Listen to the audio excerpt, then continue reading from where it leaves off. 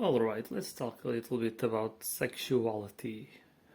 A very controversial theme, but there are many limiting beliefs around that, many contradictions, many limitations. So we shall discuss some of that.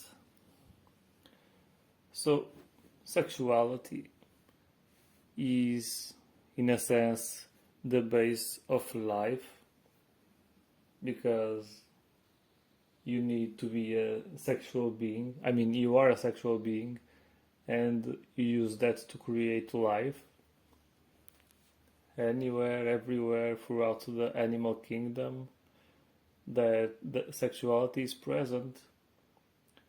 However, with great power comes great responsibility, and we humans, because we are a more developed species, we have our developed minds, and so we have the power to choose and to think and also to feel, and that affects how our sexuality comes into play.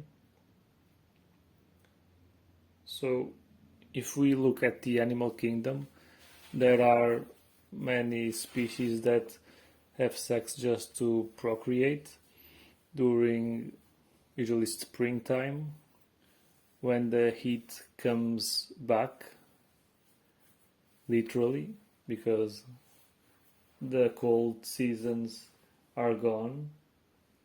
Therefore, the animals have more energy. And that is interesting because I would say that the animal kingdom is in more touch with nature because, like, during winter the resources are scarce and they instinctively know that they need to save energy. Many actually hibernate, like the bears, and it is a time of less activity. It's like a reset where in the autumn you see the leaves falling, you see like life, lots of life, especially in the when it comes to plants. They fall, and then when spring comes, everything blooms. And if you think about it, the animals are blooming as well. In spring, the trees, the leaves come back, and we get bushy trees and stuff like that. And the animal kingdom also does that as well because they create new life during spring. It takes a bit longer to harvest, to have that life come into form. Of course, everything takes their time. In a physical world, things take their time to manifest. You plant the seeds and then they slowly grow. And yeah, I'd say that even though that the humans can use their sexuality in a different and better way, in a sense, but they also do so in a more limiting way. In a sense, it's all about how you perceive things, and we can compare both sides. We can compare the animal kingdom and the humans as well. But you may think that, hey, humans aren't.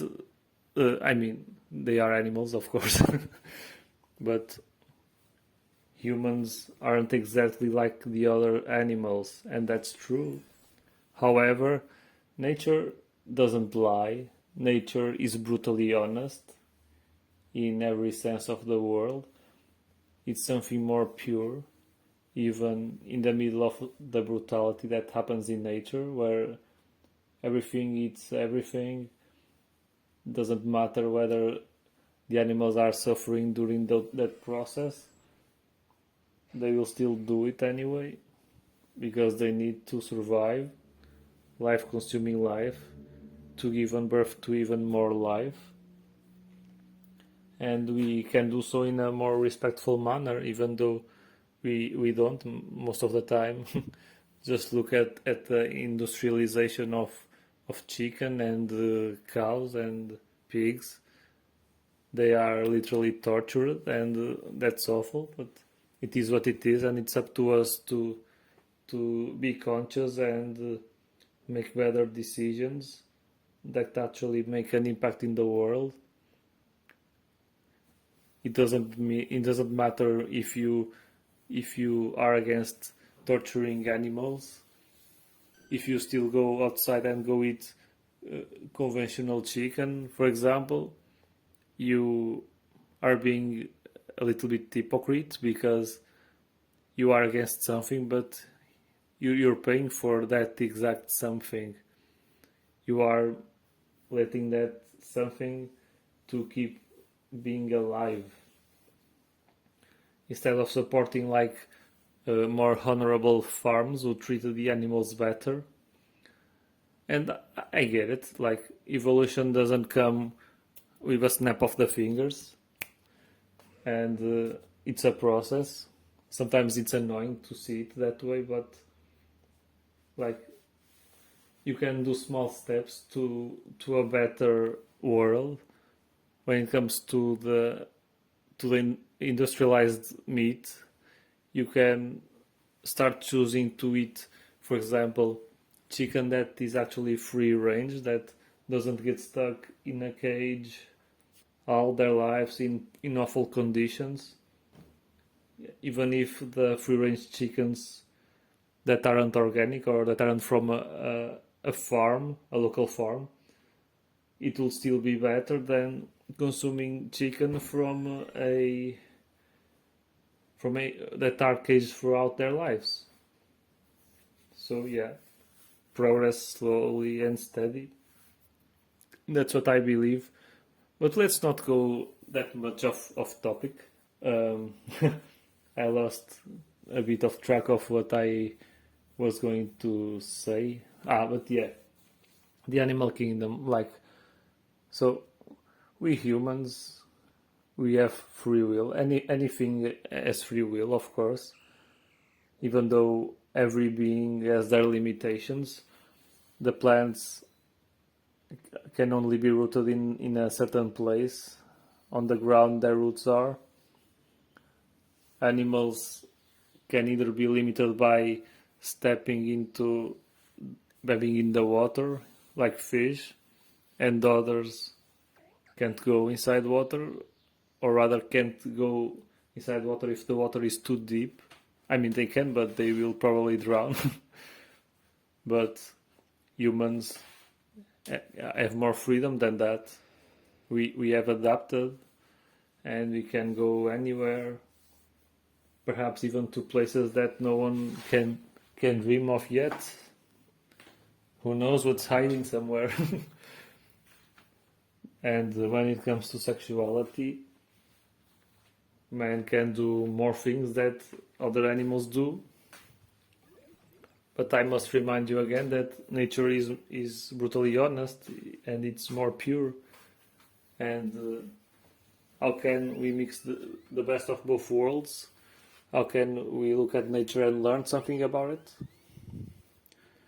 We can look at the part where men have sex. I mean, depends on on their habits, on whether they are single or not. But there's people who abstain from sex, or who just masturbate, and others have sex like every day. And yeah, it's fair for you to choose that type of life. But if you look at nature and look at the example I gave about the animals only having sex during springtime mostly,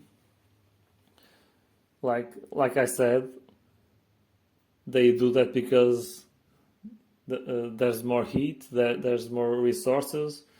And what does that mean? That means that they aren't exactly they have more energy. The sun gives them more energy, and there are more nutrients because there are more resources. So instinctively, they know that the springtime is the best time to procreate, because the cubs can be born still during a favorable time, where there's still plenty of resources, where cold is still absent. I'm thinking more in terms of like, for example, safari with lions, and during, if things happen when the weather is more favorable to you, when it's hot, then the chances are that you will survive. And humans don't really have to behave that way, because we have resources all year. There's the supply chain, you have the supermarkets. There's no need to think about that. Or could it be that we need to think about it?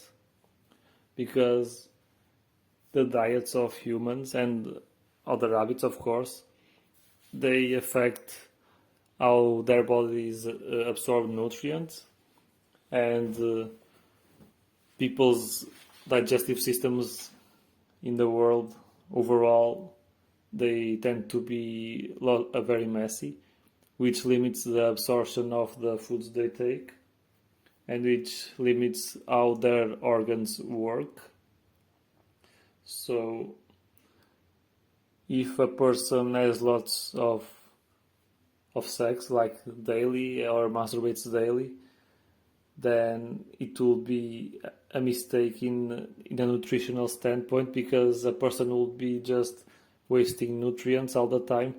I mean, if you are having sex just to procreate, it will be all right. Like, that's nature coming into play, creating new life.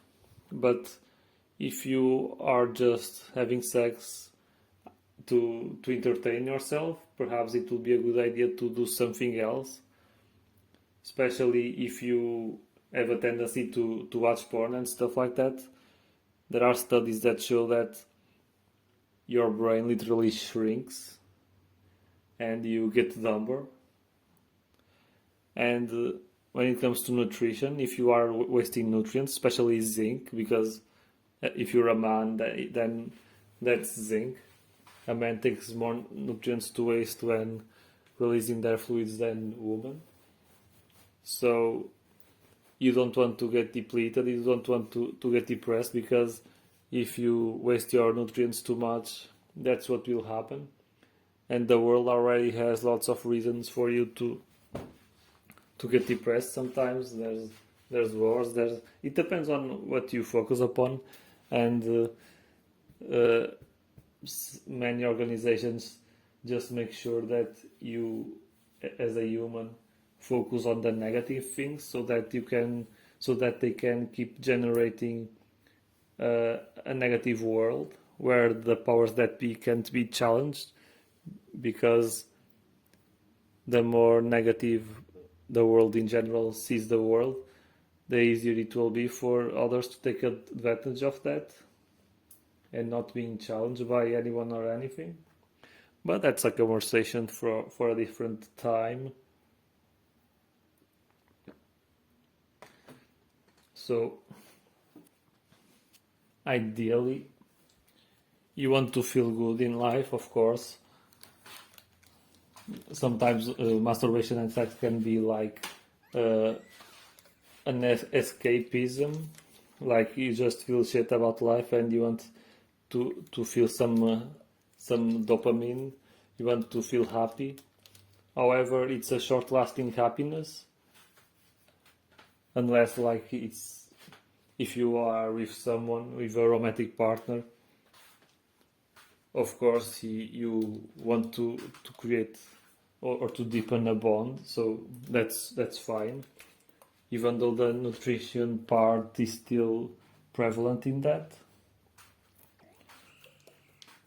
One thing I could recommend to replenish yourself, if you exaggerate in sex, would be like to eat oysters, as they are high in zinc, and perhaps almonds for magnesium as well. Important stuff there. But yeah, humans need to handle sexuality in a healthy way,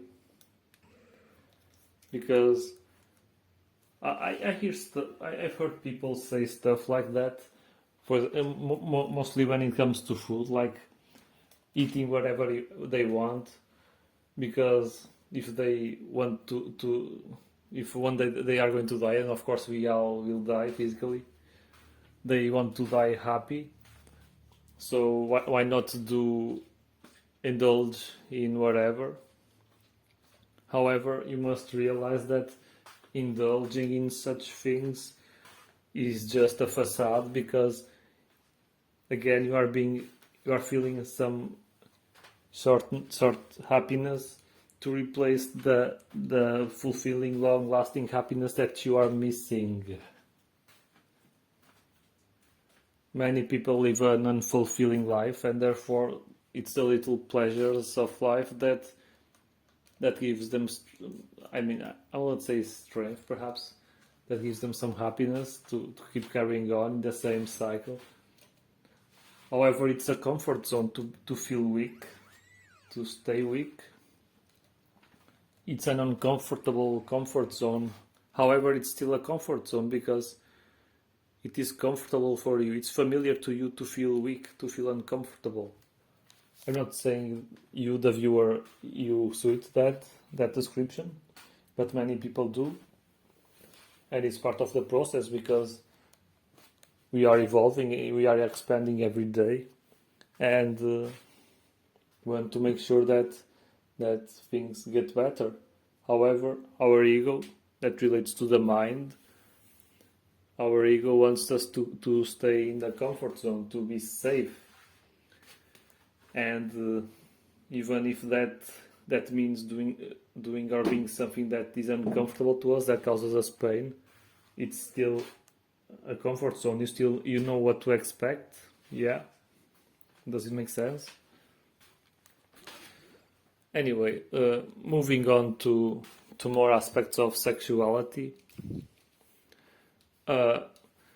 There's the aspect related to how many partners or how many people you have sex with. There's many people who have sex with, I don't know, with one or a few people throughout their lives. There's many who enjoy one night stands, and that's fair enough. Free will. We shall use our free will. It's no point to have free will if we don't use it. And again, the powers that be wouldn't want us to use our free will, and instead have their free will rule upon us. Not cool. And I've heard many things about that, about the having sex with multiple partners. I've heard that there's some sort of energy exchange that goes beyond using condoms or not. Like, you are, if you think about it, you are becoming one with your partner, and on a more esoteric level, basically your energies, which mean your traumas, whatever you carry, you pass that to your partner. And so if you have multiple sexual partners throughout your life, then you'll become a mixture of everyone's energy, everyone's traumas, etc. And like, we live in such an unstable world, in a sense. There's so many things that make people unstable in some senses. We have EMFs that make people anxious and stressed with the electromagnetic frequencies. That's literally what they do with long exposure to humans. there's the 9 to 5 routine, which makes us stressed and anxious and pissed off sometimes. And there's so many things, and we must protect ourselves and make sure our lives go into a place that we want them to be. Learning how to distinguish the desires of the mind from the desires of the heart. Because once you separate what the mind wants with what the heart wants, then you can look within your heart and actually move to a life that is actually aligned with your highest goals, your highest, highest everything, with your highest path. There are countless examples in the world of people who have done that. And there's, when it comes to me, because of the amount of beliefs that are around the world when it comes to sexuality, to the partners, like lots of people don't mind going to one night stands, and others just feel like, hey, you shouldn't have sexual relationships unless you just want to make a baby. Or others are like, hey, if you have a partner, feel free to do so, and if you don't. So what is correct, what is wrong? Not that one is correct and another is wrong, because if you look at nature, which is brutally honest, there are different examples when it comes to that. If I recall correctly, that penguins, don't they have like one partner only in their lives? Like they find a penguin, they mate, and then that penguin it's as if it became their husband or wife. And if they die, they don't get any other. And other examples, there's like the bugs, which are very weird. I think there are spiders or whatever that have sex and then they cut the male's head off. There's some, I guess that's the BDSM of the animal kingdom. It's very weird, but it is what it is.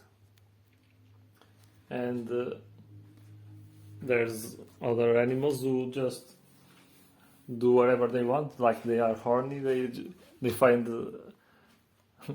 I mean horny, the males are, at least, and they go find a female and they just do whatever they want. No, if and they don't mind, they are just, of course, they act on instincts. They don't think about these matters. They don't feel much about these matters. They just want to unleash their hormones on somebody, and they do. So, is it correct to look at the animal kingdom when it comes to searching for answers in that regard? At least when it comes to this, I don't think so. However, we can look at what makes us unique from the other species, and of course, if there are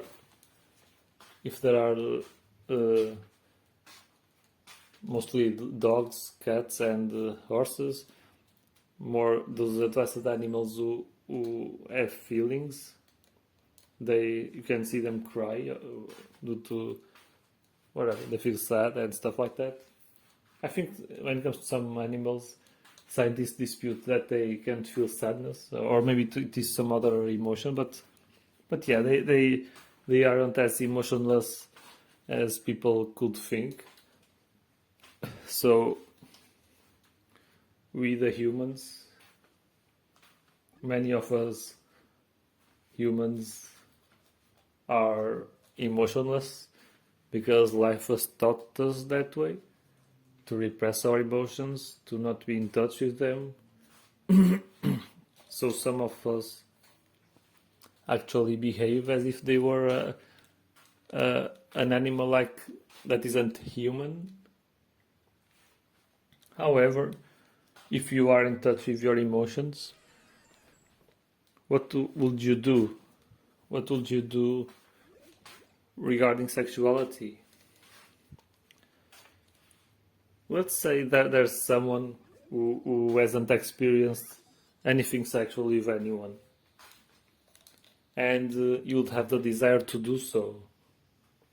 And let's say someone you, on a physical level, will be interested in having a sexual relationship, and the other person will be interested as well to give you that.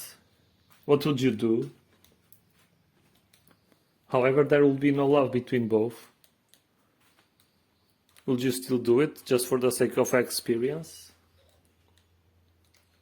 That's an interesting question to ask, because I'm sure there will be many diverging answers.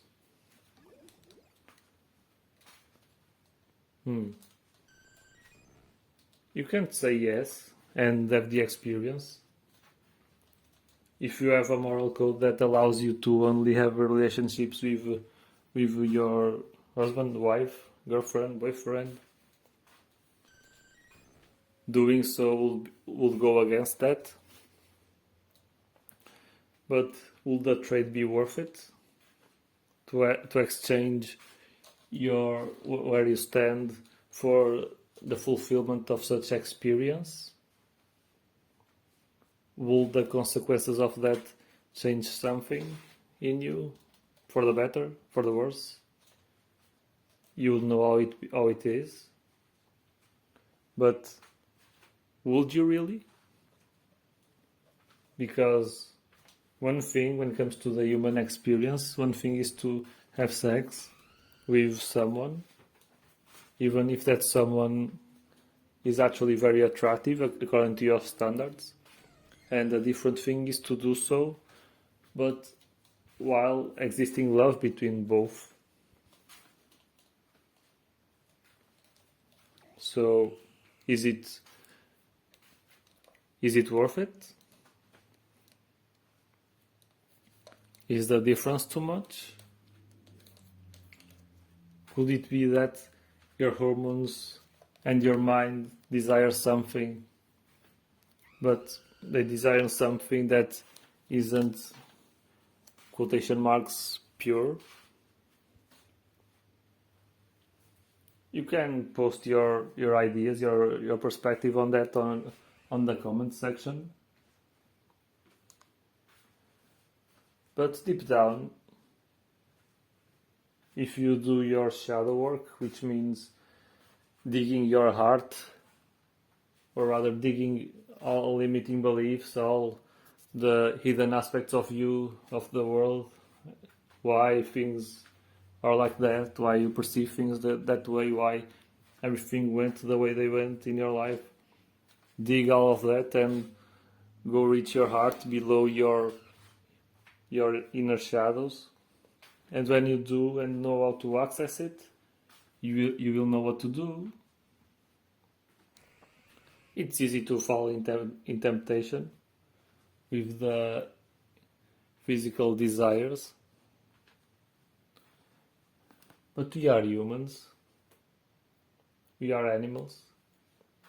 We can choose to behave as animals. If you're a man, you can decide to use your hormones, so to speak, and have them take the lead when it comes to such decisions. And if you do, you'll be behaving just like an animal that isn't human. Or you can choose to tap into your mind and analyze the situation and think, oh, I think that lady or that man, whatever, will be someone nice for me to get inside. And so you can choose that. And even though I'd say that the animals behave more on instincts, they won't have that mental perspective. I mean, actually, if you think about it, I'd say some do, because how would why some animals, like certain spiders or the peacocks, they do the dances and stuff like that to get a partner? It's so that they can see and think about letting them in. So I guess at least for many animals, if you use your mind to decide, then you'll be deciding the same way some animals in nature do. And now, the missing piece that only humans have and animals don't: the heart. So once you get all the hormones, I mean, on a not literal way, on a non-practical way, if you put your hormones and mind aside, you can check in with your heart and see how it feels. But first you need to learn how to feel, because again, repressed emotions throughout people's lives and stuff. Sometimes people don't know how to feel, and that also relates to wasting nutrients. If you are nutritionally depleted, your body won't flow.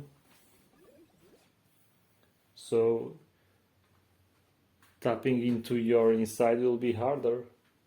You will feel worse, and the tendency will be for you to focus on the worse, and therefore you will tend to use your hormones and your mind to decide, because you can then get a temporary relief in getting, I don't know, sex in this context, or eating or drinking. So if you aren't nutritionally depleted, if your body is truly healthy, not quotation marks healthy like most of the world is, the standards are quite low when it comes to that department. But if you work on your emotions, if you work on your health for real, and if you work on your limiting beliefs and all that is limiting you and that you don't know about, but you will if you do the shadow work, then you can tap into your heart and actually see what your heart says about all of those things. No one can tell you what to be, what to do. One challenge that has arisen lately about me is having dozens of people telling me what to be, what to do, how to live my own life. And okay, there was a tendency for me to adopt a stance of, okay, it's my duty to listen, and it's my right to make a choice. And because there's just so many people from so many outlets doing so, I chose boundaries. I chose to listen to my heart, because I didn't do all the shadow work throughout this decade. I didn't do so much work within myself to allow others who haven't walked the walk, who didn't even got out of home, metaphorically, who didn't go on a journey. I don't allow that others who haven't made the journey to tell me who I walked into the journey, to tell me what to do and what to be. They don't have the right to do that. Only if I recognize mastery in someone about something, then I will make the choice to ask, and I will get the answers because I know and I'll recognize that such people can add something to the table. However, if I recognize that someone has a more limiting perspective on life, on the subject in hand, then why bother? Of course, there's even if there's a more narrow perspective, that perspective can branch into an aspect where you haven't broadened your perspective into. But I doubt it. But then again, I'm telling you this, but you own it. You own your own life experiences. You own your own life perspective, your life philosophy. And you got to be humble to realize that things could get much better. You need to be humble to know when others know better than you, and not let your ego make you fall in the trap that you know everything. That can be a somewhat easy trap to fall into, but you don't want to fall there. You need a neutral perspective, a broad perspective, for you to recognize the things to recognize where you stand and where you need to go, and have no attachments. If there's some attachment you need to have, hey, attach yourself to expansion. Yeah? So anyway, as I was saying about the sexual part, so humans, even though every animal or every mammal, I guess, has a heart, our hearts, our human hearts, they have a different meaning. Because we can recognize way better than most, at least in theory, how we feel. And if we do so, if we actually tap into our hearts, we will know what to do. You will know your own moral code. If it feels appealing to, hey, if there was a super attractive girl, well, I mean, I'm a man, so it's easy to talk about women, yeah. If there was a super attractive girl, and let's say if I actually knew that girl, not as deep and not with the love, romantic love. Let's say if there was that girl, and if she wanted actually to have sex with me,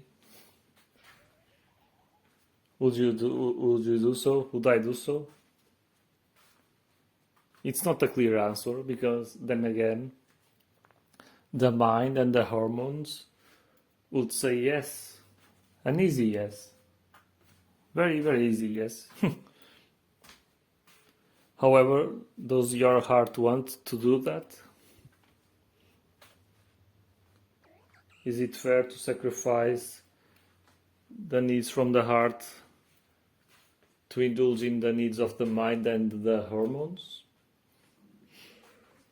There's also that aspect regarding the energy exchange.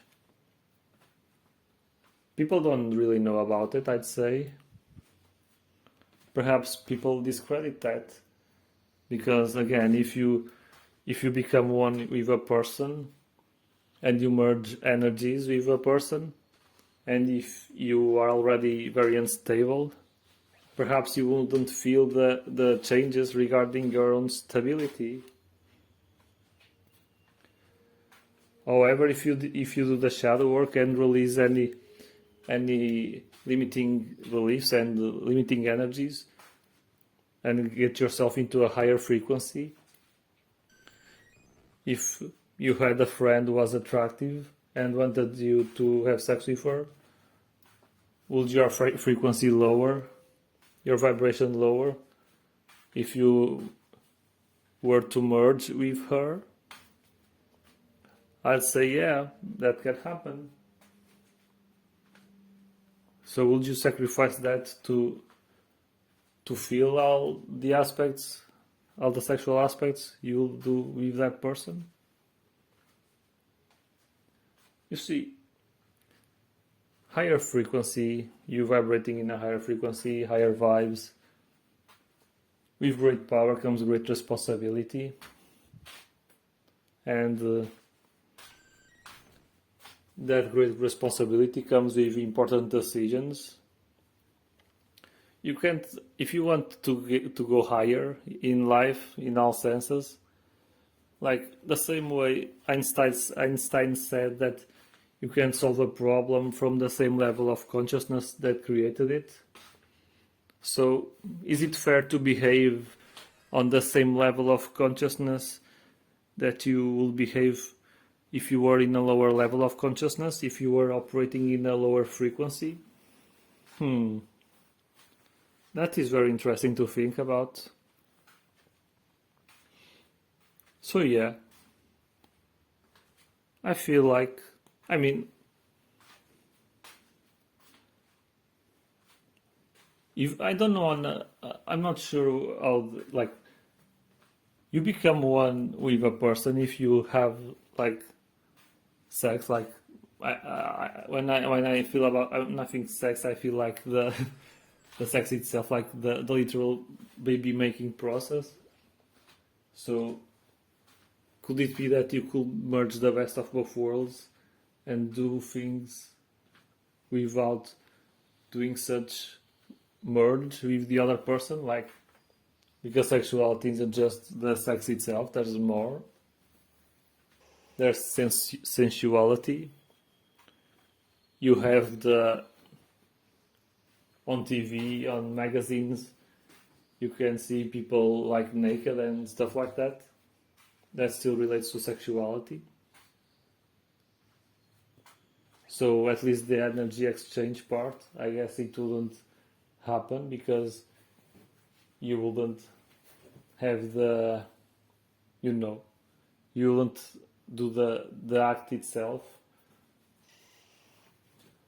However, there's also a danger because I referred that, hey, television has naked women and stuff like, and men, I guess, and stuff like that. However, there's the spiritual aspect of that, because you see, when people die, let's say someone, an alcoholic died and didn't cross over, still in the physical realm as a spirit, that person, the tendency for that person will be to attach to somebody who is also an alcoholic. So not only that spirit being around someone will drain that person of their energies, even if by accident, and that spirit will also intuitively lead the person who is alive to go get drunk, because, and I don't know how that happens, but the dead person gets to feel as well the experience of getting drunk as if that person was alive. And so that relates to sex. It's also an addiction. Sex addicts can get attached to people who do such things. So, for example, when it comes to porn, that's also a very important aspect, because you don't know whether such people have some spiritual attachments to them, and if you keep looking at them, perhaps you'll get those entities as well. And one interesting thing from my experience, there was a time of life where I tried Tinder, and I realized that after a while from scrolling people, I would feel bad. I don't really know how to describe that other than bad, because it's been long ago. But I would feel in a not so good manner, and I would notice that people around home will tend to feel more angry and arguments during such times. and I'm pretty sure that it's because of that. Spiritual spirits or negative energies coming to me because I was staring at such people. So yeah, if only science could explore such things, that will be very valuable.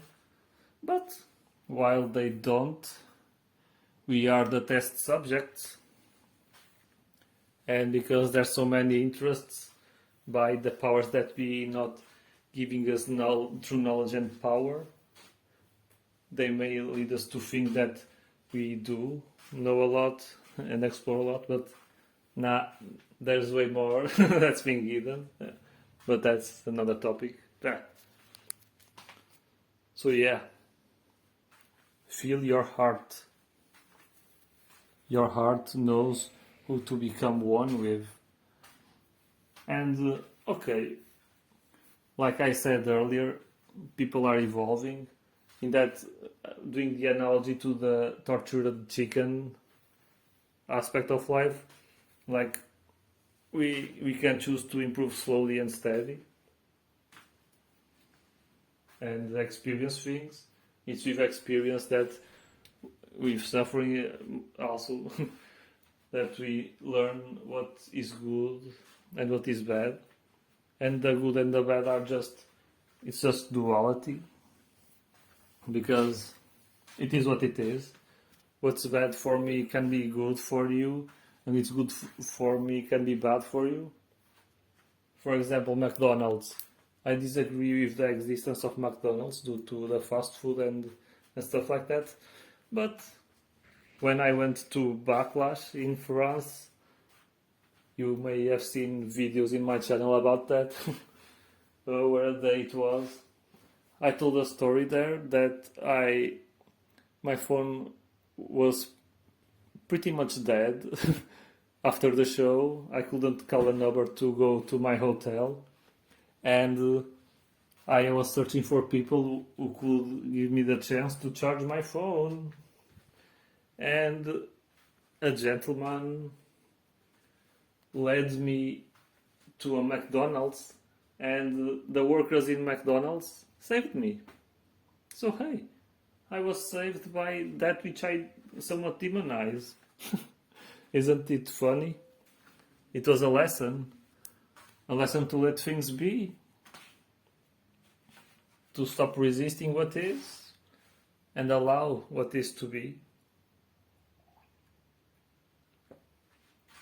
Because everything has their place in life, even if those things cause suffering on the instantaneous,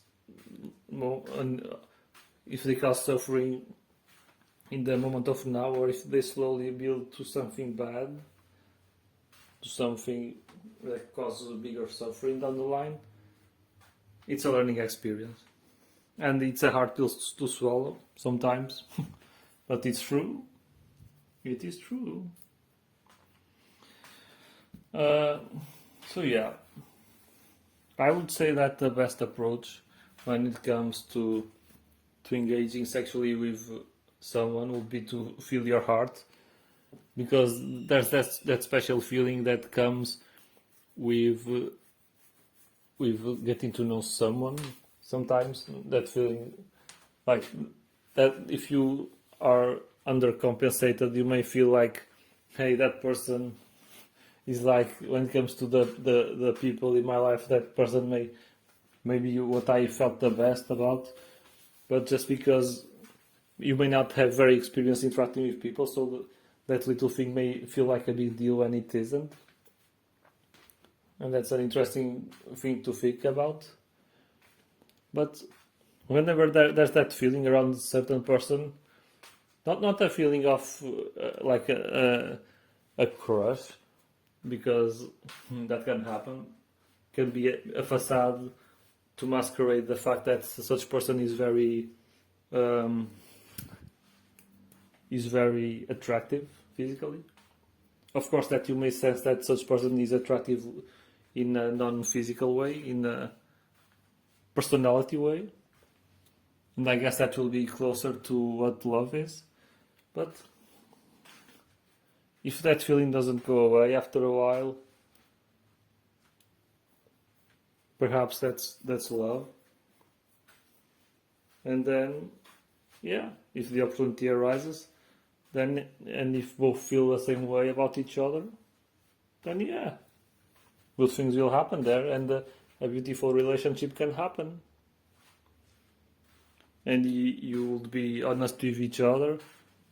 I mean, you will be honest with yourself when it comes to how your heart feels. She or he will be as well, and everything will be good. And you'll see how that develops. So this video is going 50 minutes already. I'm surprised I've been talking this long. And I can go longer because we can still talk about, for example, homosexuality or anything that isn't heterosexuality.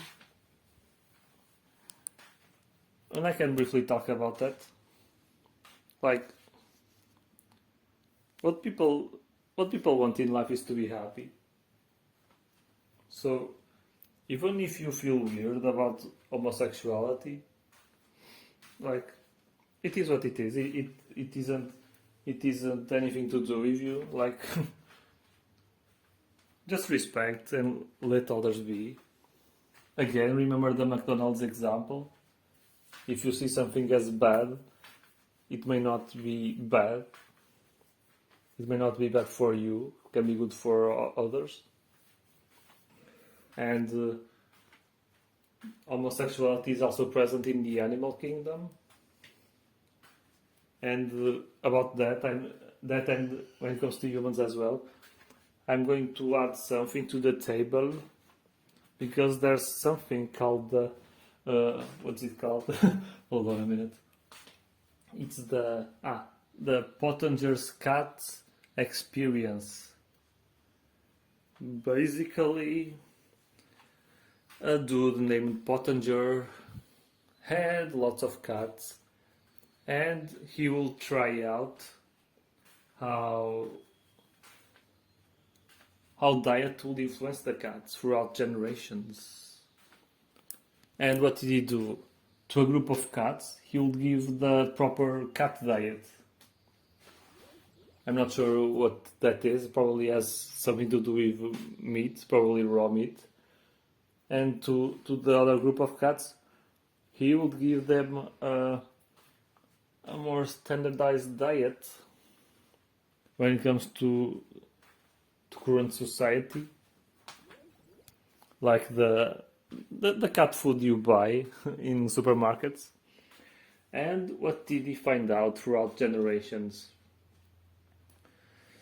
The cats on a proper cat diet would end up being stronger than the other group, healthier than the other group, and that's all you need to know about them, because the focus now is on the other group, the group with the cat food diet. They'll tend to get angrier after the generations would pass. They will tend to be more homosexual as the generations will go. Now you can see where I'm going with this. But more things. They will also get healed. They would also be what?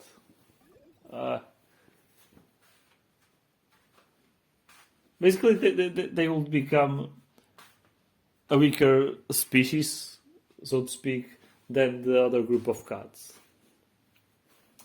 And what do I mean by this, by talking about this?